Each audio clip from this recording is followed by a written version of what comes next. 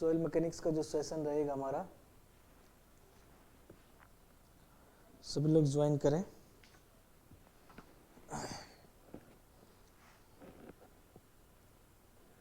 Good morning ji.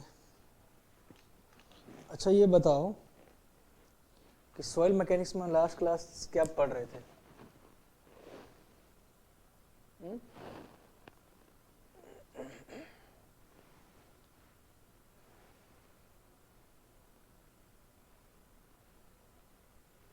Soil mechanics, properties of soil, origin, formation of soil, ये सब चीजें ही चल रही थी। वाटर सॉइल सॉलिड रिलेशनशिप चल रहा था, जिसमें कि बहुत सारी चीजें हमने सीख ली हैं। लास्ट क्लास की बात करो, अगर कोई करंटली है तो हम क्या थे, क्या पढ़ रहे थे, बताओ जल्दी बोलो, बहुत कुछ पढ़ने का है। Toughness index, very good, toughness index हमारा चल रहा था, ठीक है ना। टफनेस इंडेक्स चल रहा था। ब्राइटनेस ज्यादा तो नहीं है, सब कुछ बढ़िया है ना। विजिबिलिटी बताओ जल्दी, ऑल ओके।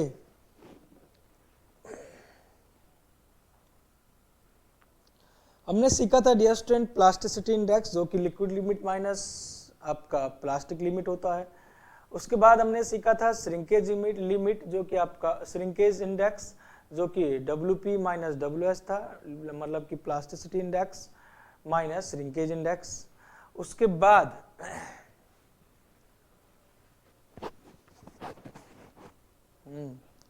थोड़ा ज्यादा है, ज्यादा है, अच्छा ज्यादा है तो कम कर लेते हैं थोड़ा सा।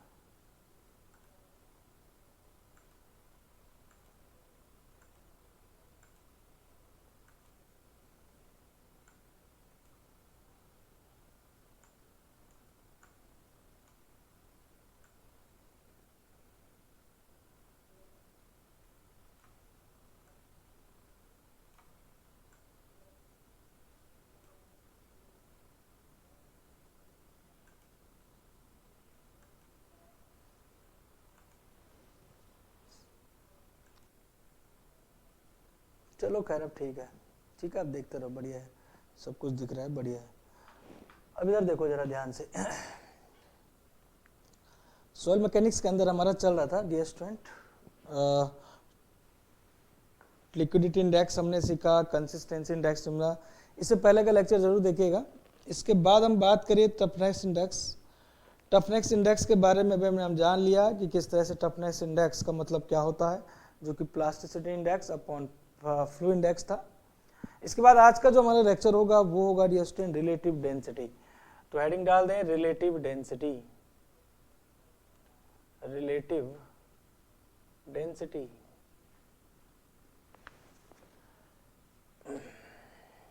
रिलेटिव डेंसिटी, ठीक है ना। ये है भाई टॉपिक हमारा आज का।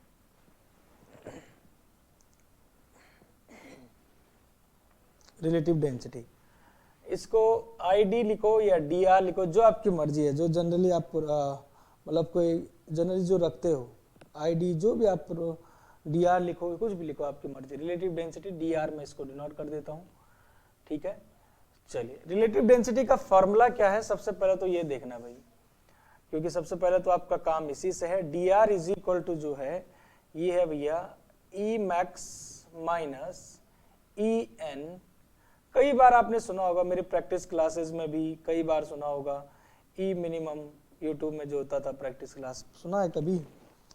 तो ये है E max minus E minimum, sorry E natural upon E max minus E minimum,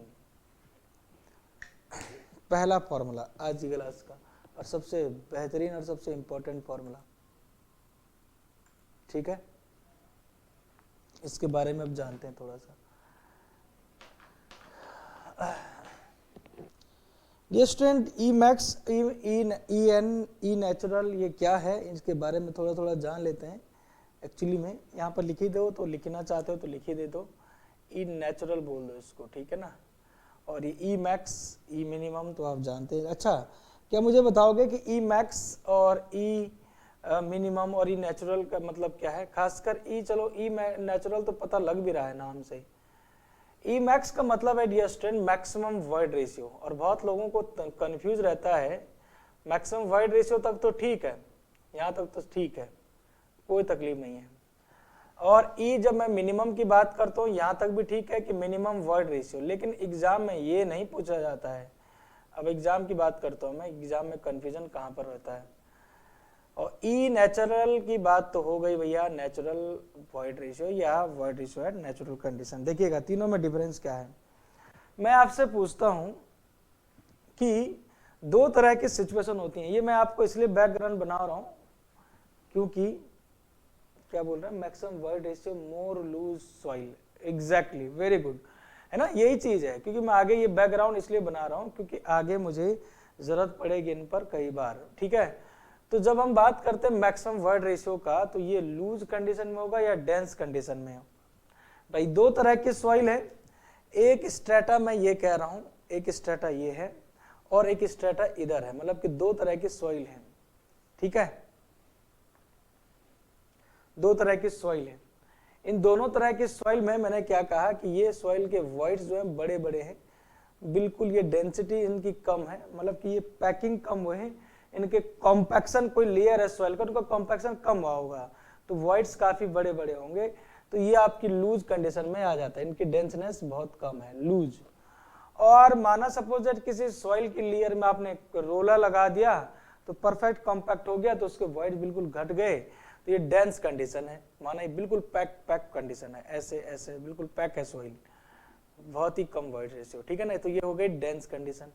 तो आप बोल सकते हैं कि भैया वॉइड रेशियो मैक्सिमम तो आपको मिलेगा ही कहां पर, क्योंकि आप ये भी जानते हो कि किसी पर्टिकुलर सॉइल के लिए E is equal to volume of void upon volume of solid की बात हम कर रहे हैं। क्या बोलते हैं कि जब हम E की बात करते हैं वॉइड रेशियो की, तो वॉइड रेशियो होता है volume of void upon volume of solid, होता है कि नहीं होता है। और अगर मैं किसी पर्टिकुलर सॉइल की बात करता हूं, अगर हाँ ये सच है कि सॉइल टू सॉइल चेंज होगा, तो हमारा वॉल्यूम ऑफ सॉलिड भी चेंज होता है। जैसे कि एग्जांपल के लिए कहूं कि एक क्ले है, तो क्ले का वॉल्यूम ऑफ सॉलिड चेंज होगा, उसके पार्टिकल छोटे होते हैं।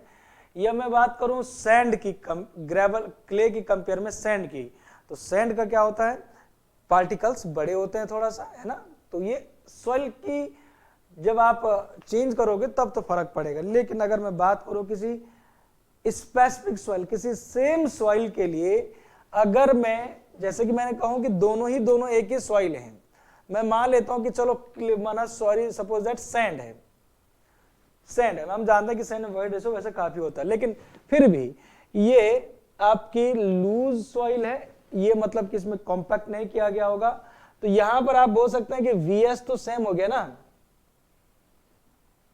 VS तो सेम हो गया ना भाई, कितना भी कॉम्पैक्ट कर दो आप, तो कॉम्पैक्शन करने से सॉलिड वाले वॉल्यूम में कोई फर्क नहीं पड़ता है। डियर स्टूडेंट, मैं जितना भी समय लगाता हूं चीजों पर, ये सारी चीजें तुम्हें मदद देती हैं कहीं ना कहीं आगे के लिए, तो इसलिए इसको नकारना मत, क्योंकि यही सारी चीजें, यही तुम्हारा फाउंडेशन बनेगा, बेस बनेगा। अगला चैप्टर जो हम नेक्स्ट पढ़ेंगे 2-3 चैप्टर के बाद, वो होगा कॉम्पैक्शन, इसलिए ध्यान से फोकस करते रहो। ये बेसिक है अभी, ये जो मैंने कहा ना कि आपका पहला चैप्टर जो है ये तुम्हारा बेस प्रोवाइड करता है सभी चैप्टर्स के लिए आगे, इसलिए फोकस करें। हमने कहा कि अगर सेम सॉइल है तो हमारे पास वॉल्यूम ऑफ सॉलिड में कोई फर्क नहीं पड़ता है, आप जानते हैं इस बात को। इस फेस की बात आप जानते हैं, सॉलिड या वाटर एयर। आप सॉलिड की बात करें तो कोई सेम सॉइल है, तो आप कितना भी कॉम्पैक्ट कर दें, तो कॉम्पैक्ट करने से हवा ही बाहर आती है या एयर बाहर आती है, तो केवल इस पोर्शन में फर्क पड़ता है, इसमें कोई फर्क नहीं पड़ेगा। मतलब कि ये वाली टर्म्स हो गई कांस्टेंट, VS हो गया कांस्टेंट, तो टोटली डिपेंड करेगा वॉल्यूम ऑफ वॉइड। यस, अगर मैंने कॉम्पैक्ट किया है, बहुत सारा कॉम्पैक्ट किया है, तो वहां से एक्सपल्सन होगा एयर का, या तो एयर का, जब हम किसी सॉइल को दबाते हैं, कंप्रेस करते हैं, तो एयर का एक्सपल्सन होता है, बाहर आता है, या वाटर का आएगा, और वही तो कॉम्पैक्शन और कंसोलिडेशन का कहानी है। तो आप कहने का मतलब है, जब आप वॉल्यूम घटाओगे, कंपैक्ट करोगे, तो वॉल्यूम ऑफ वॉइड भी घटेगा और वॉइड रेशियो भी घटेगा। ये कब की बात हो रही है, ये कब की बात हो रही है, जब आप डेंसनेस दे रहे हो, मतलब कि जब आप डेंस कर रहे हो सॉइल को, आप तभी तो कहते हो कि सॉइल की डेंसिटी बढ़ाई जाती है कॉम्पैक्ट करने से, और कॉम्पैक्ट करने का मतलब इनडायरेक्टली ये है कि आप वॉल्यूम ऑफ वॉइड को घटा रहे हैं, और वॉल्यूम ऑफ वॉइड को घटाने का मतलब है कि आप वॉइड रेशियो घटा रहे हैं, तो वॉइड रेशियो घटता हुआ आपको कहां दिखेगा, मैक्स मतलब कि सबसे लिस्ट वॉइड रेशियो आपको कहां पर दिखेगा बताइएगा, अरे बोलो जल्दी से, आप बोलो, सबसे लिस्ट वॉइड रेशियो आपको कहां पर दिखेगा, जितना ज्यादा वो डेंस होगी। तो इसका मतलब ये जो ई मिनिमम आएगा वो आपका किस में आएगा, बोलो, डेंसेट स्टेट। अरे बोलो समझ आया क्या, नहीं आया, किस में आएगा जल्दी बोलो, है डेंसेट स्टेट। यहां पर लिख देता हूं मैं, इसको अब हटा दो, अब समझ गया आप, डेंसेट स्टेट, ठीक है ना, डेंसेट स्टेट लिख दो यहां पर, मतलब किस कंडीशन, यहां पर बताओ मैक्सिमम वॉइड रेशियो। अब देखो, अब इस डेंस के से कंपेयर करोगे, अगर आपका सॉइल का डेंसनेस नहीं हुआ है, मतलब कि उसमें कॉम्पैक्ट नहीं किया, तो वॉल्यूम ऑफ वॉइड आपका बढ़ता हुआ दिखेगा, ज्यादा रहेगा, और उसका वॉइड रेशियो भी बढ़ता रहेगा। तो बस वॉइड रेशियो बढ़ने का मतलब क्या, लूज कंडीशन में हो तो maximum void ratio at loosest condition, loose condition यहां पर लिख दो, लूज स्टेट लिख दो, बस इतना चीज है। अब मैं ये क्यों बताया आपको, वैसे तो नाम से ही पता लगा, मैं इसलिए बताया हूं, ध्यान से सुनिएगा।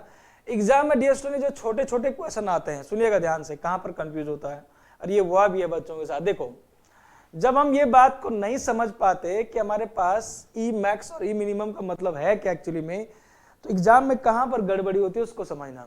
एग्जाम में क्या करता है कि जो छोटा न्यूमेरिकल आता है, जो न्यूमेरिकल आता है तो उसमें लिखा रहता है, उसमें न्यूमेरिकल में लिखा रहता, ऐसा नहीं बोलेगा कि maximum void ratio at loosest condition, या ऐसा नहीं लिखेगा कि e minimum void ratio in densest, ऐसा नहीं लिखता है। नॉर्मली आपसे एग्जाम में पूछता है the void ratio this is equal to 0.6, ऐसा लिख देगा, void ratio is equal to 0.6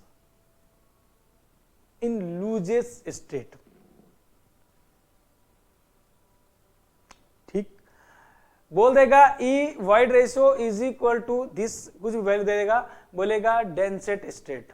अब जिसको पता नहीं होगा कि डेंसेट स्टेट और लूजेस, ये तो रटा होगा तो तब अलग बात है, लेकिन जैसे ही दिमाग में पहुंचता है कि सर ने वैल्यू दे रखा है डेंसेट स्टेट, इसका मतलब डेंसेट का मतलब है कि उसमें वॉइड रेशियो बिल्कुल ही क्या किया गया होगा, कम किया गया होगा, डेंस किया गया होगा, वॉइड रेशियो बिल्कुल मिनिमम किया गया, इसका मतलब वो मिनिमम की बात कर रहा है, ठीक है, चलेगा। ई नेचुरल तो नाम से ही पता लग रहा है क्या है जी, ई नेचुरल का मतलब क्या है, नेचुरल में आपका जो वॉइड रेशियो रहेगा, सिंपल से शब्दों में है, ई नेचुरल का मतलब आप क्या कहेंगे, है ना, नाम लिखा ही है, मैं लिखता नहीं हूं उसमें, नेचुरल वॉइड रेशियो या कुछ भी लिख लो आप, ऐसा भी लिख सकते हैं आप, void ratio at natural condition, ठीक है। तो ये तो हो गया आपका कहानी खत्म। अब देखिएगा, कहानी तो अब शुरू है, कहानी तो अब शुरू, ठीक है ना। देखिएगा डियर स्टूडेंट, ये हमें दिखाता क्या, रिलेटिव डेंसिटी, इस बात को ध्यान रखना, रिलेटिव डेंसिटी से हम दो ही चीजों को पता लगा पाते हैं कि ये नाम से पता लग रहा है डिग्री ऑफ, किस डिग्री से आपका डेंसनेस हुआ है, डिग्री ऑफ, सॉइल की बात हो रही है, डिग्री ऑफ डेंसनेस और लूजनेस ऑफ, डिग्री ऑफ डेंसनेस और लूजनेस,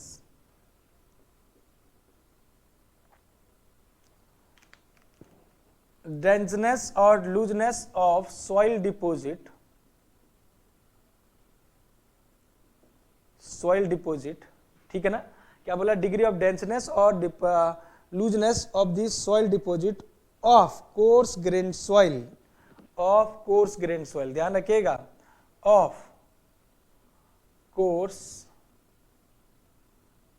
ग्रेन सॉइल, यहां पर पूरा ही लिख देता हूं मैं, इसको हटा देता हूं, ये तुम्हारे लिए थोड़ा सा बैकग्राउंड में था, मैंने जो चीजें समझाई थी,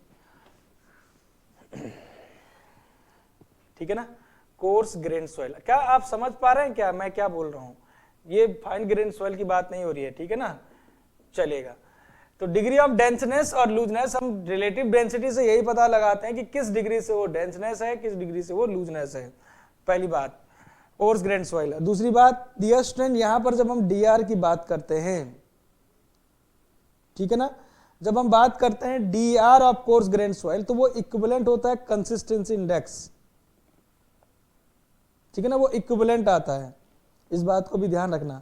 चलिए खैर हम बात करते हैं डियर स्टूडेंट आगे कि रिलेटिव डेंसिटी में हमें पढ़ना क्या क्या है। एक लाइन लिख देते हैं, कभी कभार पूछ लिया जाता है, डी आर मतलब कि relative density of coarse grain soil,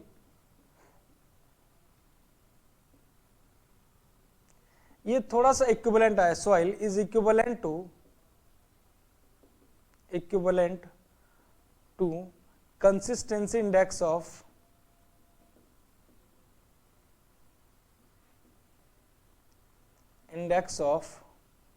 fine grain soil, मतलब कि फाइन ग्रेन सॉइल का जो कंसिस्टेंसी इंडेक्स आता है उसी के लगभग इक्विवेलेंट आता है, ठीक है ना। कंसिस्टेंसी इंडेक्स का मतलब क्या था, याद है कुछ फॉर्मूला, कंसिस्टेंसी इंडेक्स याद करो, आईसी बताया था, कुछ टर्म्स भूल बहुत जल्दी जाते हो आप। तो आईसी में मैंने क्या लिखा था, सबसे पहले ही आपको आईसी पढ़ाया था, बिल्कुल याद है सर, आपने कहा था कि liquid limit minus natural water content upon IP, याद है, वेरी गुड। तो ये सारी चीजें मैंने आपको बताई थी उसमें, है ना।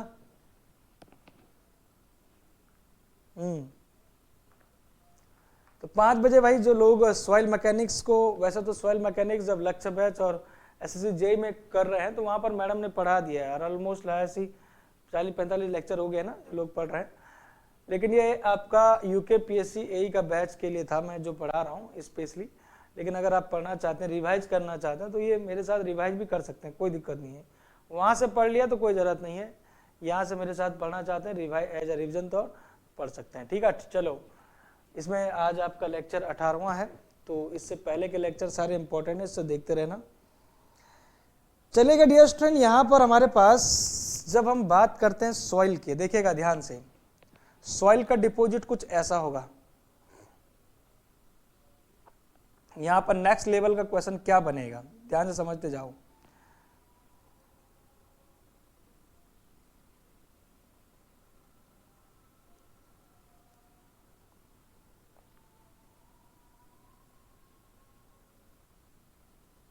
ये क्या बना रहा हूं मैं, इस सॉइल की डिपॉजिट की बात हो रही है, ये सॉइल के डिपॉजिट की बात हो रही है कि एक लेयर के पार्टिकल दूसरे लेयर के ऊपर होंगे, इस तरह से होंगे। अब समझना जरा ध्यान से, ध्यानपूर्वक समझना। देखिएगा मैंने क्या किया है, उस चीज को समझने की कोशिश करना।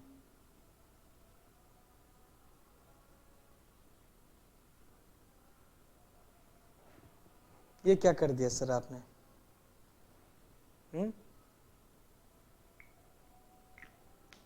समझ रहे हो, नहीं समझ रहे, नहीं समझ ना, चलो मैं फिर से समझाता हूं आपको। देखो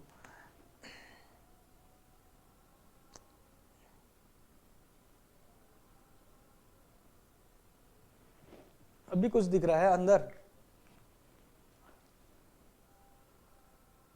यहां पर दिख रहा है इस फिगर में कुछ, ये देखो,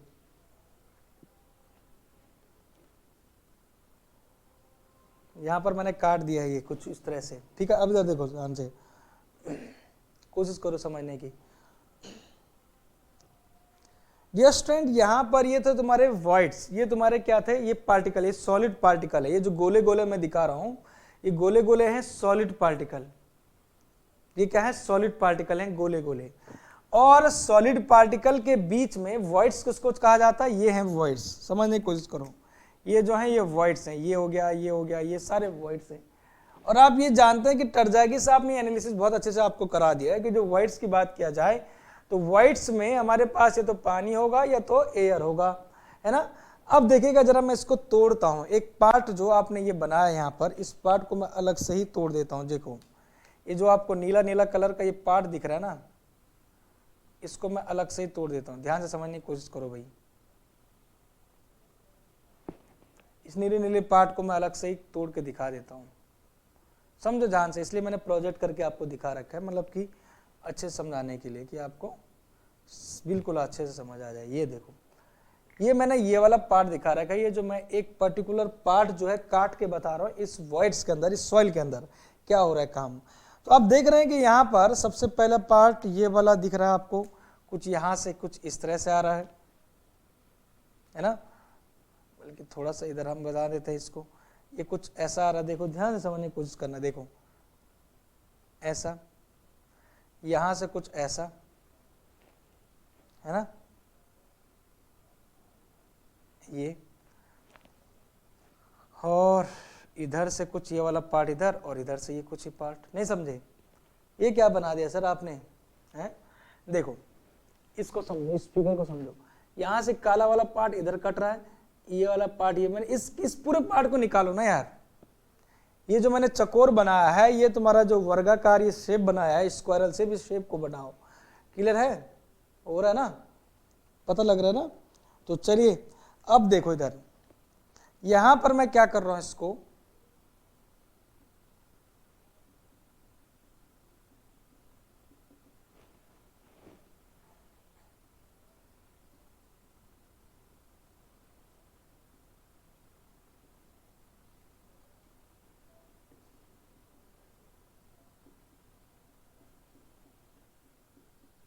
ये हो गया जी, ठीक है विद्यार्थियों। यहां पर मैं एक छोटी सी एक नोट की पॉइंट आपको बताऊंगा, उसके बारे में समझाऊंगा आपको, टेंशन न लें, ठीक है ना, टेंशन न लें बिल्कुल भी।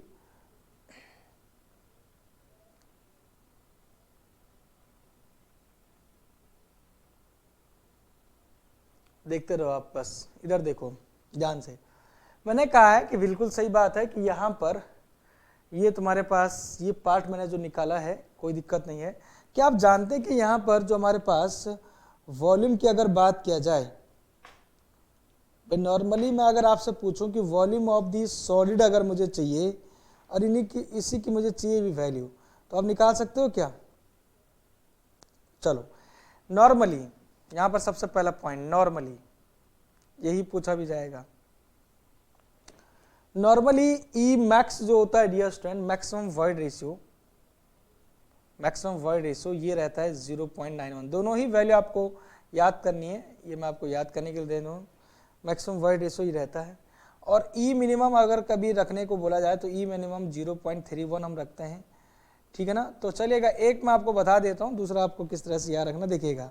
जैसे हम ई मैक्स की बात करें, यहाँ पर समझने करेगा कोशिश, ई मैक्स की बात करें विद्यार्थियों, तो ई मैक्स में होता है volume of void upon volume of solid, है कि नहीं। और वॉल्यूम ऑफ वॉइड में देखा जाए तो भैया वॉल्यूम ऑफ वॉइड में क्या चीज है, जरा देखें जरा ध्यान से। अगर मैं पूरे पार्टिकल का डायमीटर डी मान लूं, मेरे कहने का मतलब है कि ये जो आपका सॉइल का पार्टिकल है ऐसा है, इसको मैं डायमीटर डी मान लूं, इस सॉइल के पार्टिकल का डायमीटर डी मान लूं,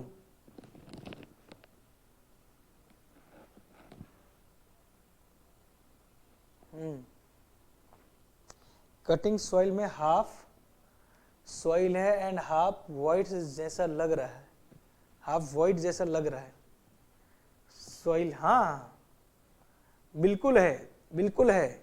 ये पार्ट आपका जो नीला नीला है ये सॉलिड है, ये जो नीला पार्ट है, आप ध्यान से समझें जरा चीज को, कि जो ये नीला वाला मतलब जो मैंने कलर बनाया नीला वाला ना, ये पार्ट क्या है, सॉलिड का है, देखो जरा फिगर में। और जो ये अंदर वाला ये सफेद वाला पार्ट, ये क्या है, ये व्हाइट्स है। अब इतना तो आप समझ गए होंगे आप, है ना, है कि नहीं? बोलो जरा जल्दी से, समझ गए कौन सा पार्ट व्हाइट्स और कौन सा पार्ट सॉलिड। अब इधर देखो, मैंने कहा है कि जब हमारे पास जो सॉलिड है, जो ये आपके पार्टिकल हैं, ये जो आपके सॉइल के पार्टिकल हैं, उनका डायमीटर एक का मैंने मान लिया कि डी है, थोड़ा देर के लिए डी है।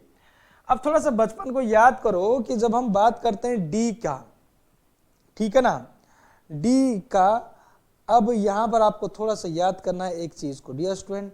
अगर मैं वॉल्यूम की बात करूं, वॉल्यूम की बात हो रही है, ठीक है ना, वॉल्यूम की बात हो रही है, तो हमारे पास ये हो जाएगा डी क्यूब। समझने की कोशिश करने का, वॉल्यूम ऑफ वाइड की बात करें तो ये हो जाएगा डी क्यूब, और इसमें से मैं बात करता हूं जब पाई डी क्यूब बाई 6। सर ये क्या हो गया?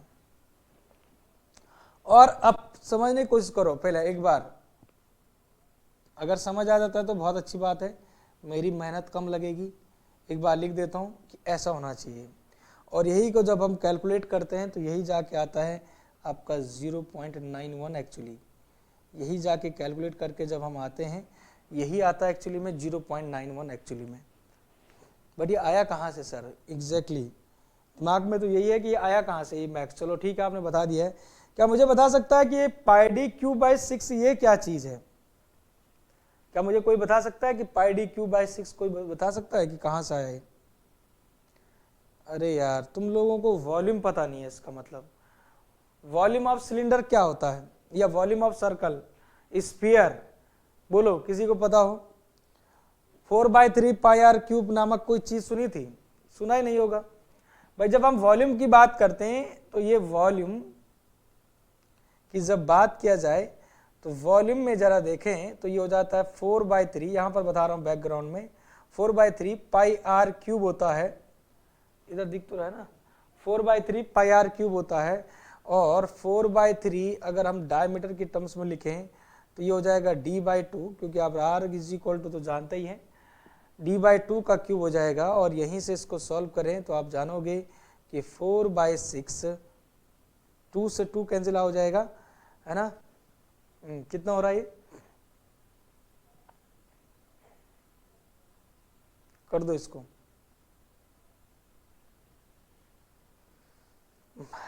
तो इसको हम लिख सकते हैं सीधे सीधे पाई डी क्यूब अपॉन 2 का डिवाइड कर देना, तो यहां पर पाई डी क्यूब बाई 6, सीधे सीधे 3 दूनी 6 हो जाएगा। ठीक है, तो ये हमारे पास एक तरह से हमारे पास क्या आ गया, ये वॉल्यूम आ चुका है पाई डी क्यूब बाई 6। सुने हो? कहाँ सुने हो? ये समझे? यहां पर तो समझ गए होंगे। तो ये वॉल्यूम ऑफ सॉलिड आया, ये क्या है एक्चुअली में? वॉल्यूम ऑफ सॉलिड आया। वॉल्यूम ऑफ सॉलिड का मतलब ही तो था कि जो आपका पार्टिकल है, वो जो इनऑर्गेनिक पार्टिकल है, उनका डायमीटर आपने रखा, तो उन्हीं का तो आएगा। ये मैं वॉइड्स की बात नहीं कर रहा था अभी। लेकिन डियर स्टूडेंट, आप जानते हैं कि जब आप टोटल वॉल्यूम की बात करते हैं तो इसमें volume of void plus volume of solid होता है। और भैया जब हम जाते हैं कि टोटली वॉल्यूम एक तरीके से, एक तरफ से जब मैं बांध रहा हूं डी, तो डी का क्यूब तो आपका हो गया वॉल्यूम, क्योंकि मैंने एक स्क्वायर के रूप में इसको लिया है। यहां पर समझो, मतलब कि यहां पर दिखाने की कोशिश करता हूं मैं, इसको मैंने एक स्क्वायर के रूप में लिया है, मतलब कि मैं इसको एक डी मान रहा हूं। ये अब तो समझ गए होंगे शायद कि ये डी क्या चीज था, बल्कि इसको डायमीटर न कह के इसको, हाँ खैर बात तो एक ही है, ठीक है ना? तो ये आपका जो है बात हो गई, ये इसको मैंने डी माना भाई, डी ये चीज है, इतनी डायमेंशन, समझ गया? तो फाइनली आपका काम हो चुका है कि डी जब एक साइड का था, तो जब हम वॉल्यूम की बात करते हैं तो डी का क्यूब हो जाएगा length width into depth, D cube हो जाएगा। और जब हम बात करते हैं वॉल्यूम ऑफ वाइड की, तो वॉल्यूम ऑफ वाइड में total volume minus volume of solid हो जाएगा। और वॉल्यूम ऑफ सॉलिड यहां से आप बैकग्राउंड से पाई डी क्यूब बाई 6 निकाल चुके हैं। तो बस क्या था फिर, तो D cube minus pi D cube by 6 और अपॉन आपका फॉर्मूला कहता है वाइड रेशियो का, volume of wide upon volume of solid. और दोनों चीजें आप जानते हैं, पाई डी क्यूब को अगर आप चाहें कॉमन निकाल के यहाँ से 0.91 आ जाता है, ठीक है ना? क्योंकि नीचे भी डी क्यूब वाली टर्म्स है, ऊपर भी डी क्यूब वाली टर्म्स है। पाई का मान रख दोगे, पाई का वैल्यू रख दोगे तो 0.91 आ जाएगा। तो ये है भैया, ये आपके पास ई मैक्स की वैल्यू आया, और इसको याद करना है आपको। अगर मैं यहां पर आपसे पूछता हूं कि भैया ये, अगर मैं आपसे बोलूं नोट में एक चीज लिखा रहा हूं, उसके बाद नोट में एक चीज लिखा रहा हूं, आपको जवाब देना है। मैं आपसे बोलूं कि मेरी रिलेटिव डेंसिटी की वैल्यू, अगर सुनिएगा ध्यान से, मैं आपसे बोलूं कि रिलेटिव डेंसिटी की वैल्यू ज्यादा आती है, सुनिए, अगर रिलेटिव डेंसिटी की वैल्यू ज्यादा आती है ना, ज्यादा आती है, ठीक है ना? अगर मेरी रिलेटिव वैल्यू ज्यादा आती है तो ये क्या इंडिकेट कर रहा है, शियर स्ट्रेंथ ज्यादा या कम? बोलो, इस बात को ध्यान रखना, बोलो जरा। 2 पॉइंट है यहां पर, एक कंप्रेसिबिलिटी है, एक पॉइंट कंप्रेसिबिलिटी से है, और दूसरा पॉइंट यहां पर शियर स्ट्रेंथ है। क्योंकि जब हम आगे पढ़ेंगे एक चैप्टर कॉम्पैक्शन, तो वहां पर इसका काफी रोल होगा। पहली बात ये होगा कि पूछा जाएगा, और उसमें आपका ये सिग्निफिकेंट काम भी आएगा कि रिलेटिव डेंसिटी ज्यादा होनी चाहिए या नहीं होनी चाहिए। मुझे बताओ, रिलेटिव डेंसिटी ज्यादा तो शियर स्ट्रेंथ ज्यादा या कम? पहला क्वेश्चन। दूसरा क्वेश्चन, कि रिलेटिव डेंसिटी अगर आपका बढ़ेगा तो कंप्रेसिबिलिटी क्या इंडिकेट कर रहा है, यहां से कम या ज्यादा। कंप्रेसिबिलिटी भी एक प्रॉपर्टी है, वो क्या है वो इसके बारे में आपको डिस्कस करूंगा। बोलो जवाब करो। D R more, shear strength more, very good, बहुत बढ़िया। मतलब क्या आप बोल सकते हैं कि हायर रिलेटिव डेंसिटी, सुनेगा मेरी पॉइंट्स को, आप ये बोलना चाह रहे हैं कि higher relative density indicates larger shear strength and अब कंप्रेसिबिलिटी बताओ, बोलो। हायर रिलेटिव डेंसिटी, क्या बोला मैंने, हायर रिलेटिव डेंसिटी, यहां पर लिख देता हूं आपके लिए नोट में, बहुत ही इंपॉर्टेंट पॉइंट होगा। हायर रिलेटिव डेंसिटी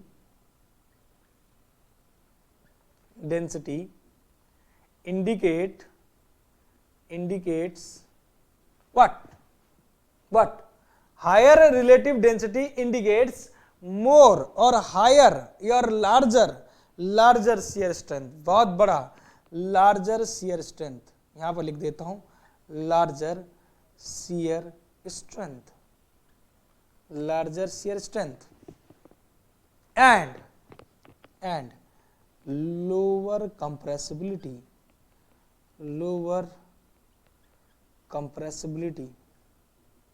नहीं बता, लोअर कंप्रेसिबिलिटी। इन दो पॉइंट्स को जो है अंडरलाइन जरूर करेगा, ये क्वेश्चन आपके एग्जाम के क्वेश्चन है। अब एग्जाम के तो सभी क्वेश्चन एग्जाम के हैं। देखो धीरे धीरे लेवल बढ़ रहा है। पहला लेवल ये था, छोटा लेवल बेसिक लेवल फॉर्मूला, उसके बाद दूसरा लेवल तुम्हारा ये है मैक्सिमम वॉइड रेशियो की वैल्यू, और तीसरा लेवल ये है कि यहां पर आपका रिलेटिव डेंसिटी का डायरेक्ट एप्लीकेशन और डायरेक्ट आपका वो पूछ लिया है प्रयोग, ठीक है ना।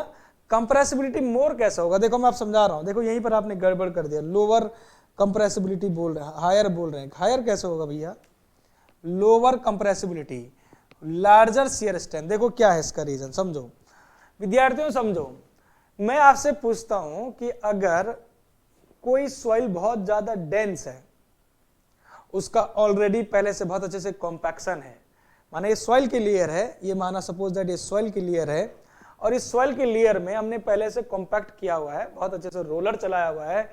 अब मुझे बताओ, ये माना तुमने अभी 10-15 दिन पहले ही तुमने इसमें कॉम्पैक्ट किया है, पहला कंडीशन, और एक सॉइल ऐसा है जो अभी बहुत लूज कंडीशन में है, उसमें भी कॉम्पैक्शन करना बाकी है, अब तुमने उसमें रोलर चलाना है।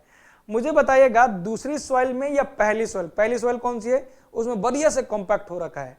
तो आप 10 दिन बाद देखो कि किसमें कंप्रेस ज्यादा होगा, पहली या दूसरी, पहली वाली में या दूसरी वाली में। ऑब्वियसली दूसरी वाली में कॉम्पैक्शन जल्दी होगा, कंप्रेस जल्दी होगा, क्योंकि उसमें वॉइड्स बड़े बड़े हैं, अभी उसमें आपकी लूज कंडीशन में नहीं आया है, उसमें जो वॉइड्स हैं उनका एक्सपल्सन होना है एयर का और वाटर का। इसका मतलब यह है कि जिस सॉइल में लूजेस्ट कंडीशन ज्यादा होगी वहां पर हम बोल सकते हैं कि कंप्रेशन जल्दी होगा, और वही प्रॉपर्टी तो आपको दिखा रहा है कंप्रेसिबिलिटी, जहां पर ज्यादा कंप्रेशन वहीं पर कंप्रेसिबिलिटी ज्यादा। अब आपने कहा कि भैया रिलेटिव डेंसिटी हमारी ज्यादा जब होगी, आपने कहा कि रिलेटिव डेंसिटी ज्यादा होने का मतलब है शियर स्ट्रेंथ ज्यादा। इसका मतलब शियर स्ट्रेंथ ज्यादा कब होगा, जब वो डेंस में आ चुकी है, और आप जानते हैं कि डेंसिटी बढ़ चुकी है, higher relative density indicate the larger shear strength. और आपने देखा भी था ये कि भैया जैसे जैसे आपका रिलेटिव डेंसिटी बढ़ता है वैसे वैसे वो इंडिकेट करता है कि डेंसिटी बढ़ चुकी है, और डेंसिटी बढ़ चुकी का मतलब उसमें शियर स्ट्रेंथ बढ़ चुका है सॉइल में, और शियर स्ट्रेंथ बढ़ चुका है मतलब वो कंप्रेस नहीं होगा अब, और होगा भी तो बहुत कम होगा, तो इसका मतलब वो कंप्रेसिबिलिटी उसका कम है। मुझे नहीं लगता कि अब कभी जीवन में इसका आंसर गलत करोगे आप। मुझे बताओ सबसे समझ आया, जल्दी बोलो, यस और नो में जवाब करो भाई फटाफट से, यहां तक क्रिस्टली क्लियर मैं चाहता हूं, उसके बाद ही मैं आगे बढ़ूंगा। तुरंत बताओ फटाफट से, कुछ हद तक हो रहा है क्लियर या नहीं हो रहा है?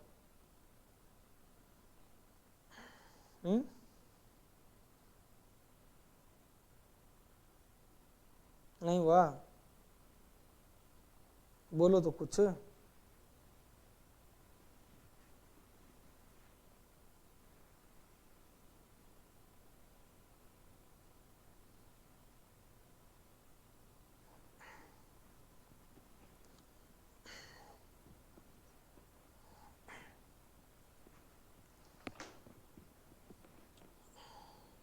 आगे बढ़े, मीन्स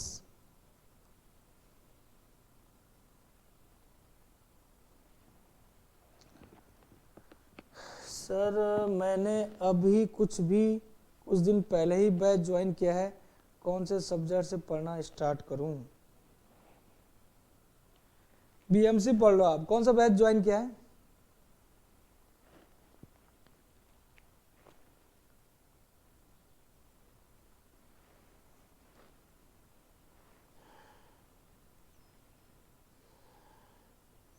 देखो आप एक तरफ तो आप जो आपके है ही, खैर मतलब कि मेरा कहने का मतलब कि एक तरफ तो आप उनको पढ़ना स्टार्ट साथ में रखो ही, लेक्चर लिया है।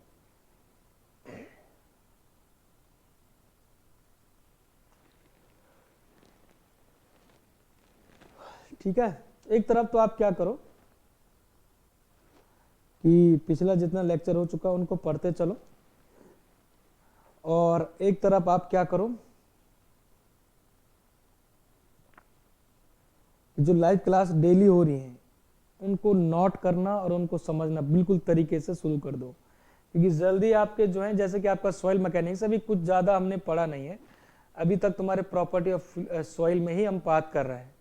19 लेक्चर आपके प्रॉपर्टी ऑफ सॉइल में ही अभी चल रहे हैं।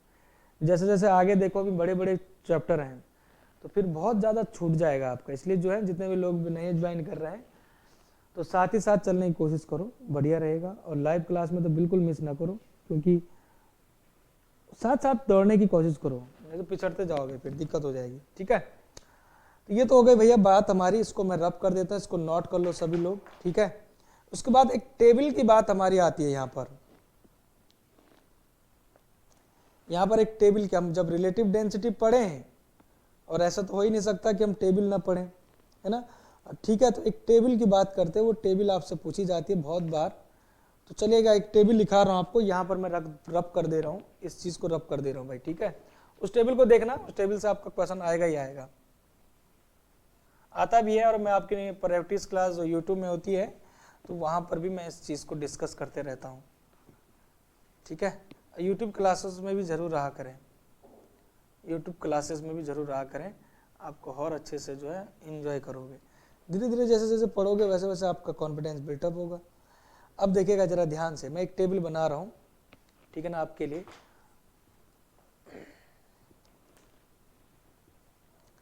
एक जगह लिख रहा हूँ मैं रिलेटिव डेंसिटी,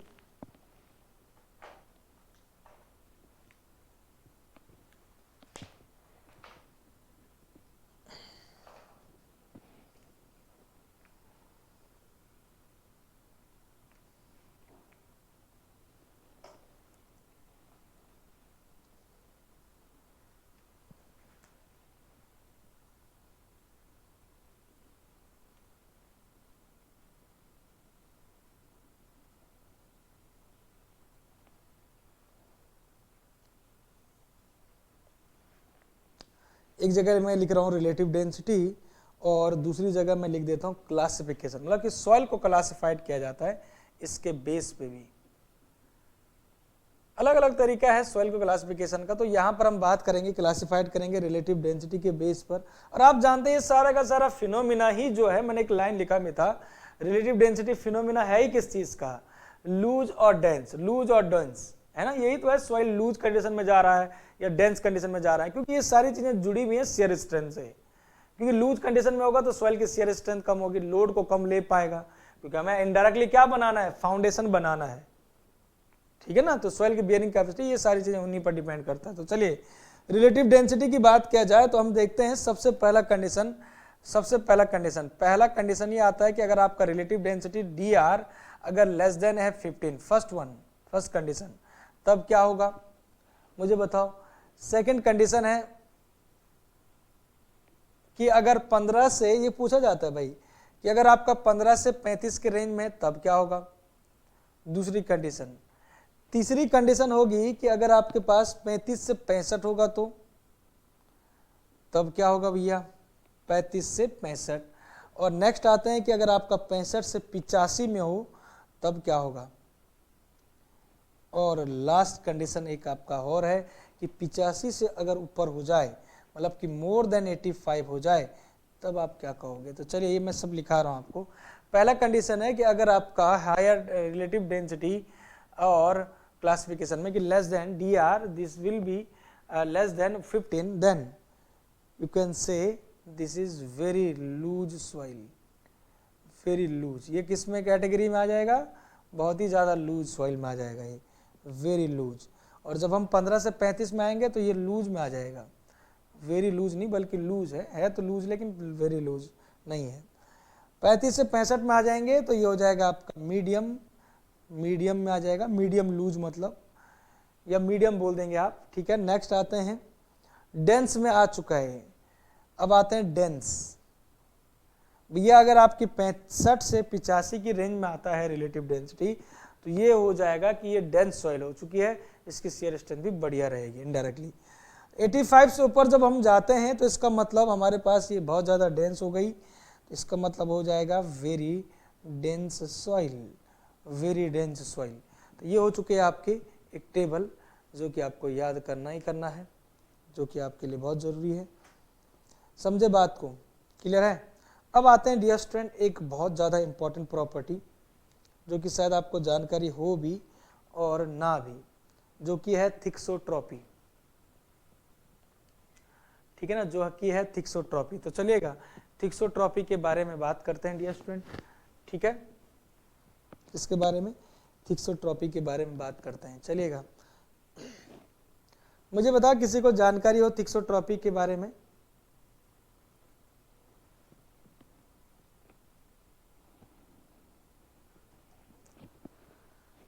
हैं? अच्छा, प्रॉपर तरीके से नोट्स कौन बना रहा है भाई, कोई बना रहा है?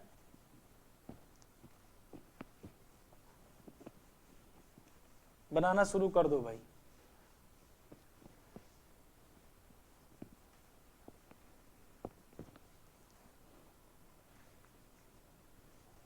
रिलेटिव डेंसिटी का पोस्टर क्लोज, इसका रिलेटिव डेंसिटी का पोस्टर क्लोज कर देते हैं। अब आता है हमारा थिक्सोट्रॉपी, ये सारा पोस्टर हम सब क्लोज कर देते हैं, ठीक है ना। थिक्सोट्रॉपी भूलोगे नहीं, मैं आपको बहुत अच्छे से समझाने वाला हूँ हर एक चीज को। बताओ जरा,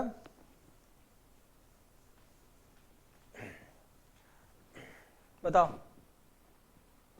मैक्सिमम मैं बनाता हूँ लाइव में ही, अच्छा लाइव में ही बना ले तो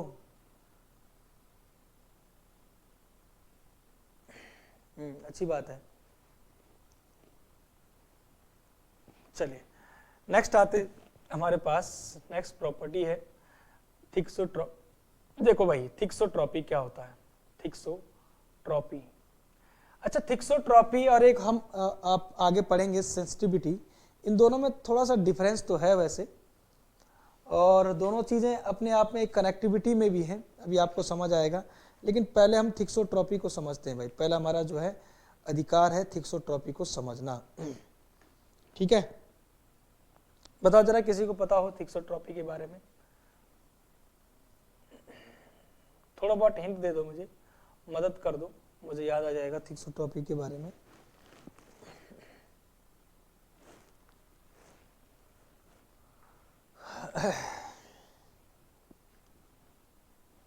नहीं बोलोगे। थिक्सोट्रॉपी के बाद मैं आपको सेंसिटिविटी बताऊंगा, और सेंसिटिविटी के बाद मैं आपको जो है सीधे चलूंगा एक्टिविटी नंबर में, ठीक है ना। चलिए खैर पहले थिक्सोट्रॉपी बताओ भाई, जल्दी बताओ, फिर बहुत सारी चीजें पढ़नी है।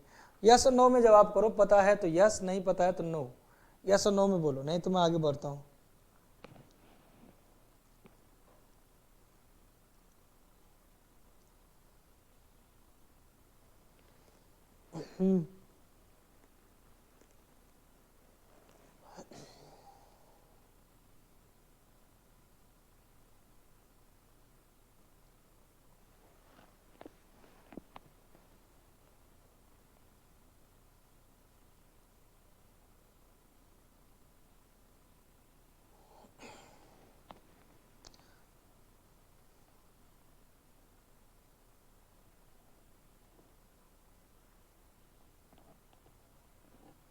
बोलो।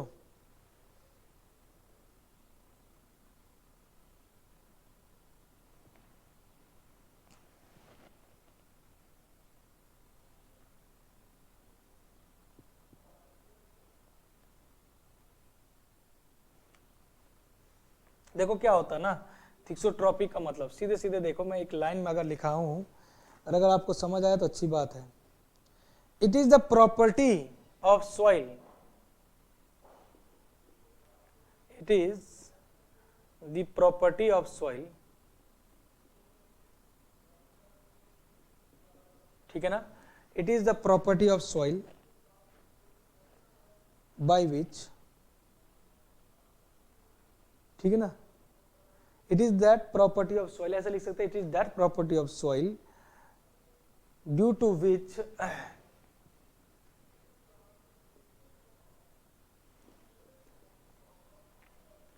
लॉस ऑफ स्ट्रेंथ, लैंग्वेज से समझ आए तो अच्छी बात है, नहीं भी आए तो तब भी अच्छी बात है। लॉस ऑफ स्ट्रेंथ, ठीक है ना, it is a property of soil due to which loss of strength, strength का मतलब यहां पर शेयर स्ट्रेंथ है। आपको साथ साथ बता दूं कि लॉस ऑफ स्ट्रेंथ जब मैं लिख रहा हूं तो यहां पर आपका शेयर स्ट्रेंथ से होता है, सीधे सीधे शेयरिंग स्ट्रेंथ से होता है, ठीक है ना। Loss of strength of this soil या loss of shear strength on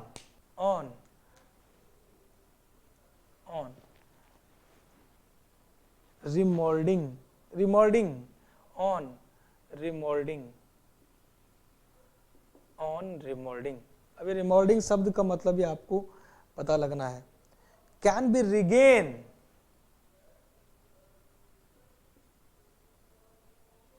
ठीक है, बस यहीं से काम हो जाएगा खत्म। On remoulding can be regain, ठीक है ना, if the soil is left, regain if the soil is left, ठीक है ना। देखिए सिंपल से शब्दों में मैं आपको समझाने की कोशिश पहले करता हूं, पहले दिमाग में बिठा देते हैं, उसके बाद आगे चलते हैं। देखो हमने कहा कि यहां पर ये कोई स्ट्रेटा था, ग्राउंड सरफेस था, समझने की कोशिश करना, एक ग्राउंड सरफेस था डियर स्टूडेंट, ठीक है, ये ग्राउंड सरफेस था। ग्राउंड सरफेस में आपने क्या किया, ठीक है, ग्राउंड सरफेस था आपका, ये था आपकी सॉइल की लेयर, ये थी बढ़िया से, ये सॉइल थी, ठीक है ना। अब ये सॉइल के खुद की डेंसिटी देखो, एक तो होता है सेल्फ डेंसनेस और एक होता है आपका मेन मेड डेंसनेस, मतलब कि एक तो नेचुरल डेंसनेस है सॉइल में। नेचुरल कब होगा, नेचुरल का मतलब है कि जब आपका सॉइल का बहुत बड़ा स्ट्रेटा है, सॉइल की लेयर है ग्राउंड सरफेस में, तो सॉइल के जो पार्टिकल्स हैं या कई सालों तक वो सॉइल में आपके जो है उसमें अपने खुद के वेट के कारण जो भी कॉजेज हैं, तो वो एक डेंस हो चुकी है सॉइल बढ़िया से, ठीक है ना। तो ये तो हो गया सेल्फ डेंसनेस। और जब हम मेन मेड की बात करते हो तो इसके ऊपर आप क्या पता, ट्रक चला दो, रोलर चला दो, तो ये आपके डेंसनेस का अपनी तरीके से आप मेन मेड कर रहे हैं, आर्टिफिशियल। तो यहां पर मैं भी केवल नॉर्मल कंडीशन की बात कर रहा हूं, नेचुरल कंडीशन की बात कर रहा हूं कि सपोज दैट कि यहां पर ये लेयर जो है, समझो ये जो लेयर है आपकी जो है बिल्कुल डेंस कंडीशन में अभी है, और ऑब्वियसली होगी भी, इसमें कहीं ना कहीं आपका कुछ ना कुछ शियर स्ट्रेंथ होगी, डेंस होगी। क्यों होगी, क्योंकि विद्यार्थियों यहां पर ये जो वॉइड्स होंगे अभी कम होंगे, इनकी डेंसनेस जरूर कहीं ना कहीं कुछ ना कुछ होगी। लेकिन इसी सॉइल को, ये ग्राउंड सरफेस है, यहां पर बना देता हूं ग्राउंड सरफेस का साइन, इसके नीचे की जो सॉइल है इसको ही मैं क्या करा, यहां पर लाया, इस सॉइल को मैं अब यहां पर एक ग्राउंड सरफेस था, इसके ऊपर ये पूरा सॉइल ला दिया, इस सॉइल को एक्सकेवेट किया मैंने, यहां से मैंने एक्सकेवेट किया, समझो चीजों को, यहां पर मैंने इससे मैंने एक्सकेवेट किया और इस ग्राउंड सरफेस के ऊपर डाल दिया। ग्राउंड सरफेस के ऊपर डाला तो ग्राउंड सरफेस के ऊपर मैंने इसी सॉइल को, ये जो तुम्हारी अभी डिस्टर्ब नहीं की थी, तो विद्यार्थियों यहां पर जो ये सैंपल होगा, ये वाला सैंपल को हम कहते हैं अनडिस्टर्ब्ड सैंपल, अनडिस्टर्ब्ड सॉइल, इसको क्या बोलते हैं, अनडिस्टर्ब्ड सॉइल। समझ गए बात को। और जब हम बात कर रहे हैं इसको, जब बाहर ले आया मैं तो ये डिस्टर्ब हो गई, ऑब्वियसली नाम से पता लग रहा है, तो ये डिस्टर्ब हो गई भाई। अब ये बढ़िया से सो रखी थी, यहाँ पर आराम से सोई हुई थी ग्राउंड सरफेस के नीचे। इसको एक्सकवेट करके उठा दिया आपने, जैसे कुंभकर्ण को उठाया था रावण ने, ऐसे उठा दिया। तो ये डिस्टर्ब हो गई इसकी नींद और डिस्टर्ब्ड सॉइल हो चुकी है ये। और डिस्टर्ब्ड सॉइल को ही आप कहते हैं रिमोल्डेड सॉइल, इसको ही आप कहते हैं रिमोल्डेड सॉइल। ध्यान रखिएगा, एक दो तीन शब्द जो भी आपके यूज हो रहे हैं, रिमोल्डेड सॉइल और रिमोल्डिंग, या रिमोल्डेड लिख दो, रिमोल्डेड सॉइल। रिमोल्डेड का मतलब है कि आपका डिस्टर्ब हो चुकी है। आप समझो चीजों को, आपने क्या किया, यहां से इसको बाहर लाए, तो जहां वॉइड रेशियो की मैं बात करूं तो वॉइड रेशियो यहां पर देखा जाए तो E is equal to volume of void upon volume of solid है। और मैं अगेन कह रहा हूं कि भैया वॉल्यूम ऑफ सॉलिड में, क्योंकि सॉइल सेम है, यहां पर हो या यहां बाहर हो, इसको अब इसकी बात क्यों कर रहे हैं हम, इसको पढ़ क्यों रहे हैं, क्योंकि डियर स्टूडेंट एक्चुअली में जब हम कैलकुलेशन करते हैं, बहुत से एक्सकवेट करके हम सॉइल का यूज करते हैं, कहीं एम्बैकमेंट में हो गया, यही कहीं अर्थ फिलिंग के लिए हो गया, कई जगह पर हम इस सॉइल का यूज करते हैं। तो हमारे पास कैलकुलेशन एग्जैक्टली आ जाए, नंबर ऑफ ट्रक या कई चीजों की कैलकुलेशन है, इसलिए हमें ये जरूरत पड़ रही है इसको पढ़ने की। तो देखिएगा, E is equal to volume of void upon volume of solid, आप जानते हैं ये हो चुका है। Volume of void, sorry volume of solid में तो कोई फर्क नहीं पड़ेगा, सेम सॉइल है। लेकिन मुझे बताओ कि वॉइड रेशो, एक कंडीशन यहां पर है और एक कंडीशन यहां पर है, volume of void upon volume of solid. मुझे बताएगा वॉइड रेशियो कहां पर ज्यादा है। यहां पर जो वॉइड रेशियो होगा ये कम होगा या ज्यादा होगा, ऑब्वियसली यार ज्यादा होगा। क्यों क्यों होगा वॉइड रेशियो ज्यादा, बताओ। वॉइड रेशियो ज्यादा होने का मतलब यह है क्योंकि यहां पर इससे कंपेयर कर रहा हूं मैं, इसकी कंपेयर में यहां पर वॉल्यूम ऑफ वॉइड में एयर कम होगा। क्या होगा, एयर कम होगा। एयर कम होगा तो वॉल्यूम घटा हुआ होगा, इसमें आप बोल सकते हैं कि ये कम होगा क्योंकि वॉल्यूम ऑफ वॉइड भी कम होगा, तो वॉइड रेशियो हो गया कम। ठीक है, यहां पर एयर का एक्यूपेशन ज्यादा हो गया होगा, ये लूजेस की तरफ जा रहा होगा, ये यहां पर लूजेस कंडीशन में जा चुका होगा जैसे ही वो डिस्टर्ब हो जाता है। समझ गए, अगर मैं लूजेस का मतलब क्या है, किसी पर्टिकुलर वॉल्यूम को निकालूं तो यहां पर एयर एक्यूपाई ज्यादा कर रहा होगा, यहां पर पर्टिकुलर एक वॉल्यूम निकालो तो वहां पर एयर की जगह ही सॉइल होगा, तो इसकी शेयर स्ट्रेंथ ज्यादा है, ये डेंस कंडीशन में। समझ रहे बात को, तो चलेगा, ये डिस्टर्ब हुआ, इसमें वॉल्यूम ऑफ वॉइड क्या था, ज्यादा हुआ। Very good. तो विद्यार्थियों अब देखो, लेकिन मजेदार बात यह है, एक चमत्कारी बात यह है, ये आप जानते हैं कि किसी डिस्टर्ब सैंपल, किसी अनडिस्टर्ब्ड सैंपल को जब डिस्टर्ब करोगे, बाहर निकालोगे, तो उसकी शेयर स्ट्रेंथ क्या होगी, कम होगी, शेयर स्ट्रेंथ कम होगी क्योंकि वो लूजेस कंडीशन में जा रहा है। लेकिन आपने जब ये बाहर निकाला तो कुछ समय के बाद इसको डिस्टर्ब ना करो, मतलब कि इसको ऐसे ही छोड़ दो, बिल्कुल बिल्कुल छोड़ दो इस सॉइल को जो आपने यहां से निकाला था, तो हम जानते हैं कि इसके शेयर स्ट्रेंथ में भले घटेगा, ये धीरे धीरे, मतलब कि शेयर स्ट्रेंथ आपका घट रहा होगा, इसका कम हो रहा होगा, लेकिन इसको ऐसा ही छोड़ दिया जाए कुछ समय के लिए, कुछ महीनों के लिए, कुछ दिन के लिए, कुछ भी है, तो धीरे धीरे वो फिर से डेंसनेस होने की कोशिश करेगा। भैया ये कौन सा कोई भगवान ने ऊपर से दिया था तुम्हें कि ये डेंस सॉइल मिलेगा, ये भगवान जी ने तो दिया नहीं, ये भी तो आपका धीरे धीरे खुद के वेट के कारण, सॉइल पार्टिकल के डेंसिटी के कारण, यूनिट वेट के कारण वो खुद अपना पैक होते गई। ऐसे ही यहां पर भी अगर इसको भी ऐसे ही छोड़ दिया जाए कुछ सालों तक, कुछ महीने तक, तो ये भी धीरे धीरे पैकिंग कंडीशन में आता रहेगा, डेंसनेस कंडीशन में आता रहेगा, और यही तो है थिक्सोट्रॉपी। थिक्सोट्रॉपी यही तो है, किसी सॉइल को आप रिमोल्डेट करते हो, डिस्टर्ब करते हो और इसको छोड़ देते हो, तो फिर से सॉइल अपना शेयर स्ट्रेंथ को रिगेन करता है, गेन करता है, वही प्रॉपर्टी आपकी थिक्सोट्रॉपी कहलाती है। और इस सॉइल के अंदर होती है, इस सॉइल के अंदर होती है ना।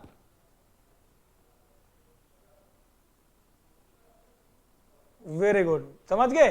तो it is the property of soil due to which, अब देखिएगा यहां पर इन लाइन को आप समझ पाओगे आप, it is a property of soil due to which loss of strength, that means what, shear strength on remolding, आपने यहां तक समझो, on remolding मतलब कि रिमोल्डिंग करते टाइम आप जानते, रिमोल्डिंग का मतलब डिस्टर्ब करते टाइम आप जानते शेयर स्ट्रेंथ में लॉस होगा, समझ गए। लेकिन can be regain if the soil is left, क्या बोला है, can be regained when soil is left undisturbed for some time. Left undisturbed, left पूरा कर देता है इसको, undisturbed for some time,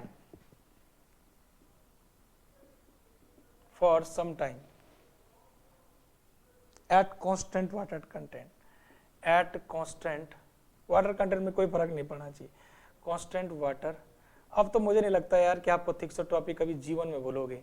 मैंने कहा था कि जब आप सॉइल को निकालोगे तो ऑब्वियसली शियर स्ट्रेंथ में लॉस होगा, लेकिन इसी सैंपल को आप अनडिस्टर्ब रखोगे, मतलब बिल्कुल डिस्टर्ब नहीं करोगे, अब तो छोड़ दोगे बिल्कुल कुछ समय के लिए वाटर कंटेंट में बिना कोई गड़बड़ी करे हुए। वाटर कंटेंट घटाना बढ़ाना नहीं है, कांस्टेंट वाटर कंटेंट पे, तो आपका फिर से जो गेन करेगा जो उसी प्रॉपर्टी को आप जो शियर स्ट्रेंथ गेन करेगा वही है थिक्सोट्रॉपी। मुझे बताओ सबको समझ आ गया? क्लियर है? कोई तरह दिक्कत? हाँ,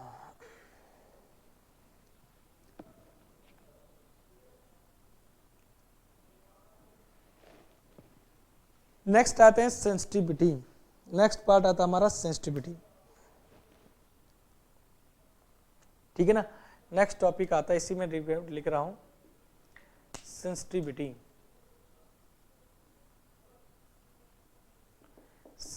जल्दी से बोलिएगा सेंसिटिविटी। इसको डिनोट करते हैं एसटी से, सेंसिटिविटी को एसटी से डिनोट करते हैं। बताओ सेंसिटिविटी से क्या होता है? Degree of disturbance achieved on remoulding, यहीं पर लिख रहा हूं, डिग्री ऑफ डिस्टर्बेंस अचीव्ड। भैया ये तो आप जानते हैं कि जब आप रिमोल्डिंग करोगे, यहां पर देखो ना, क्योंकि आप जब एम्बैगमेंट के लिए लाओगे जो भी है, या जब कभी आप टेस्ट करते हैं,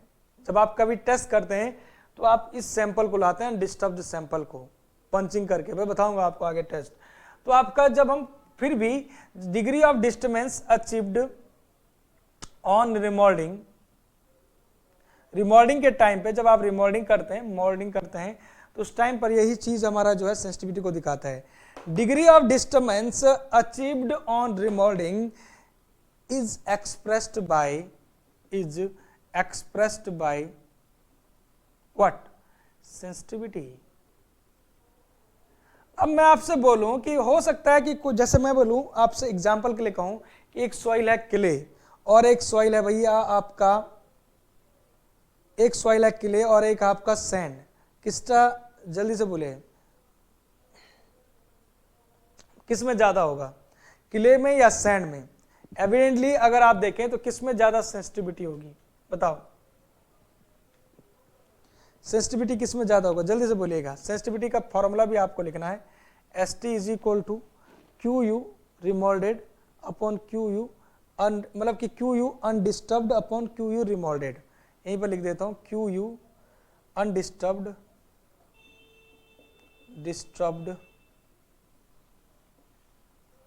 अपॉन QU रिमोल्डेड। रिमोल्डेड का मतलब तो होता ही है डिस्टर्ब्ड, है ना, जानते ही आप, पहले ही बता दिया हूं मैं। तो ये हो गया आपका फॉर्मूला भैया, ये आपका फॉर्मूला हो गया आराम से। किले में ज्यादा होगा, वेरी गुड, हाँ किले में ज्यादा होगा, है ना, बिल्कुल सही बात है, किले में ज्यादा होगा, ठीक है ना, क्योंकि देखो फॉर्मूले में देखो, क्योंकि dear student ST is equal to है सेंसिटिविटी अनडिस्टर्ब्ड अपॉन रिमोल्डेड, तो क्योंकि सैंड के केस में जो हमारा QU रिमोल्डेड होगा,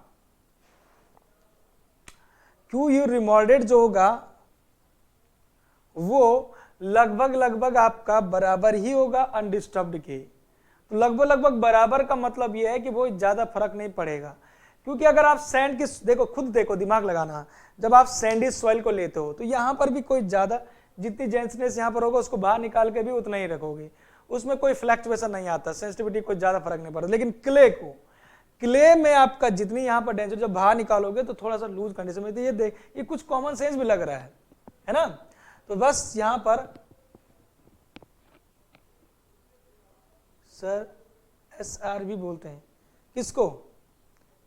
SR मतलब बोल लो, SR बोल दो, मैं तो ST ही इसको यूज करूंगा। आप SR बोलना चाह रहे हो तो आपकी मर्जी है, लेकिन मैं ST ही यूज करूंगा, सेंसिटिविटी ST, ठीक है। बस बोलने को बोल सकते हैं, लेकिन आपकी मर्जी है, मैं तो ST ही यूज करूंगा भाई, ठीक है ना, चलेगा। तो एक टेबल लिखा रहा हूं,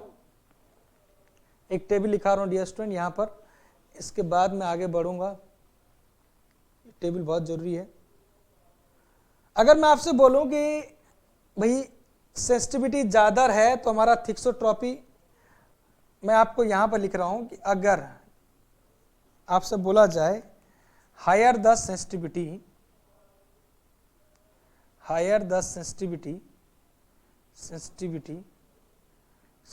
सो हायर द सेंसिटिविटी क्या इंडिकेट करता है? Higher is the thixotropic hardening, higher is the thixotropic hardening. ध्यान रखना, मतलब कि जितना ज़्यादा आपकी सेंसिटिविटी ज़्यादा होने का मतलब क्या है? हार्डनिंग, उसका थिक्सोट्रॉपिक हार्डनिंग भी ज़्यादा हो जाएगी। चलिए खैर, अब इधर देखो, हमारे पास एक टेबल लिखा रहा हूँ, सेंसिटिविटी के बेस पर एक टेबल लिखना हो, यहाँ पर बन जाएगी ना, यहाँ पर, हाँ बन जाएगी।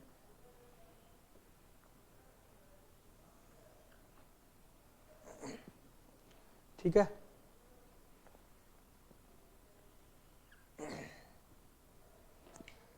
मैं कहूं कि आपकी सेंसिटिविटी 1 है, सेंसिटिविटी 1 है, तो आप क्या कहोगे? बताओ किस सॉइल की बात हो रही है ये, ध्यान से जवाब करें। पहला कंडीशन सेंसिटिविटी 1 है। दूसरी कंडीशन मैं बोल रहा हूं कि सेंसिटिविटी आपके 2 से लेकर 4 के रेंज में है, 2 से 4 की रेंज में है, तो आप क्या कहोगे? 2 से 4 के रेंज में।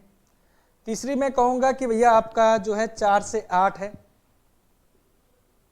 तो ये किसको कहोगे आप? और उसके बाद मैं कहूं कि 8 से 16 है, तो 8 दूने 16। याद करने का भी तरीका है, 2 दूने 4, 4 दूने 8, 8 दूने 16, इस तरह से भी याद रख सकते हैं, ठीक है ना। और उसके बाद 16 से ज़्यादा है या इवन 16 भी है तो सेंसिटिविटी, तब क्या करोगे? यहाँ तक कट तो नहीं रहा ना, दिख तो रहा है, यहाँ तक दिख रहा है सर। चलो तो बताओ जरा फटाफट से। पहला वाला कंडीशन जो है सेंसिटिविटी 1 होता है, वो ग्रेवल और सैंड के लिए होता है, ठीक है ना। सैंड और ग्रेवल के लिए ये बात हो रही है, सैंड एंड ग्रेवल या ग्रेवल। ऑब्वियसली यार सैंड और ग्रेवल में कोई फर्क नहीं पड़ेगा, जितना यहाँ पर रहेगी वो कंडीशन लूज में, उतना ही यहाँ पर रहेगा, तो इनमें कोई फर्क नहीं पड़ता है, ठीक है ना। इसी को बोलते हैं इनसेंसिटिव सॉइल, इसको इनसेंसिटिव भी कहा जाता है। यहाँ पर ध्यान रखिएगा, इसको इनसेंसिटिव भी कहा जाता है। इनसेंसिटिव सॉइल के लिए हमारा ये रेंज रहेगा, ठीक है। दूसरा 2 से 4 की बात मैं कहूँ तो 2 से 4 के लिए जो होता है नॉर्मल सेंसिटिव, इसको कहा जाता है नॉर्मल सेंसिटिव, इसको कहा जाएगा, ठीक है। और नेक्स्ट है आपका, अगर मैं बात करूं कि नॉर्मल या लूज भी कह सकते हैं इसको, लो सेंसिटिव, नॉर्मल सेंसिटिव या लो सेंसिटिव भी कहते हैं भाई इसको, ठीक है ना। लो, ध्यान रखिएगा 2 से 4 की रेंज की बात कर रहा हूं, लो सेंसिटिव ज़्यादा बढ़िया रहेगा, कहना लो सेंसिटिव कह दो यहाँ पर, लो सेंसिटिव। दोनों ही नाम एग्जाम में यूज हुए हैं, इसलिए दोनों ही लिखा रहा हूँ, या तो आपका नॉर्मल सेंसिटिव या तो लो सेंसिटिव, ठीक है। नेक्स्ट 4 से 8 की रेंज में कहें तो ये हो जाएगा आपका सेंसिटिव, ठीक है ना।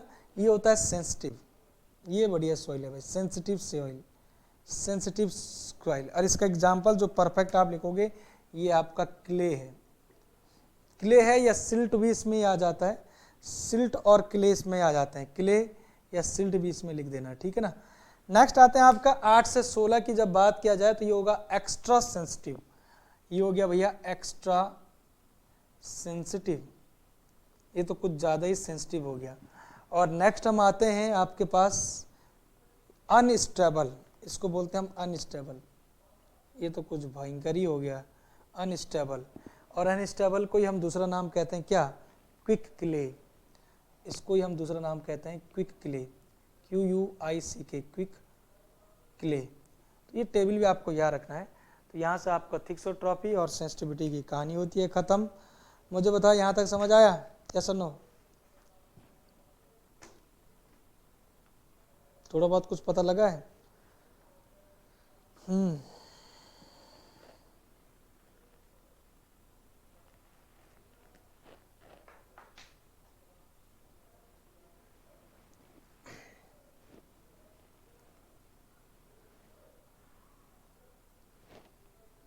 समझ आ गया ना? कोई दिक्कत किसी तरह का? एक बार देख लो फिर से और मुझे बताओ।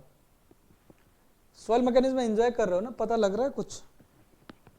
अब मैं इसीलिए ज़्यादा स्पीड पे नहीं चल रहा हूँ भाई। स्पीड पे चलूँगा तो फिर दिक्कत हो जाएगा। दिक्कत ये हो जाएगा कि हो सकता है कि बहुत सारी चीज़ें, क्योंकि यहाँ पर डाउट होने वाली चीज़ें ज़्यादा रहती है ना, इसलिए मैं चाहता हूँ थोड़ा सा जो है आप बढ़िया से पढ़ें,